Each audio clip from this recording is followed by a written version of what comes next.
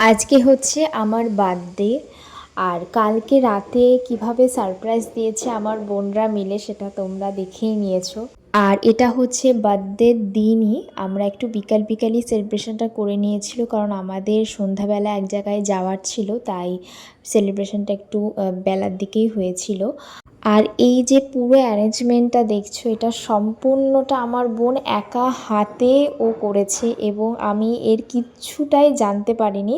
কারণ সকালে আমার স্কুল ছিল, আমি স্কুলে গেছিলাম, এবং বিকেলবেলা এসে স্নান টান করে আমি ঘুমাতে যাব, ঘুম থেকে উঠে ও বলছে এরকম কিছু একটা হবে। আমি সত্যি ভাবতে পারিনি, কারণ আমরা সবাই বিয়ের বাড়ি যাব সেটা নিয়ে গোছগাছ প্ল্যানিং চলছিল, কিভাবে যাব কখন বেরোবো। কিন্তু আমার বোন এর মধ্যে আমাকে একটুও বুঝতে দেয়নি যে ও এতটা করেছে। আর যেহেতু এটা উপরে করেছে, আমি উপরে সেরকম একটা যাইনি, আমি বুঝতেও পারিনি। আমার বোন অনেকটাই ছোট, ও যে ওর পড়াশোনা সামলে একটা ফাঁকা সময় বের করে এই কাজটা করেছে, এটা আমার কাছে একটা অনেক বড় পাওয়া। যাই হোক, ওরা বিয়ের বাড়ি বেরিয়ে গেছিলো, আমি একটা কাজের জন্য যেতে পারিনি, আমার একটু প্রবলেম ছিল।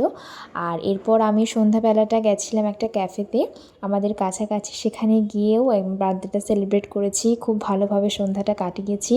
এই দিনটার জন্য কোনো রকম কোনো প্ল্যানিং থাকে না আমার, যেহেতু এটা এমন একটা দিনে পড়ে, প্রতি বছরই বিয়ের বাড়ি পড়ে যায়।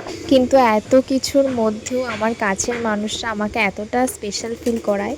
তো এটাই ছিল আমার বার্থডের দিন, এভাবেই আমি কাটিয়েছিলাম, সেটাই তোমাদের সাথে শেয়ার করলাম। ভালো লাগলে একটা লাইক করে দিও। Thank you.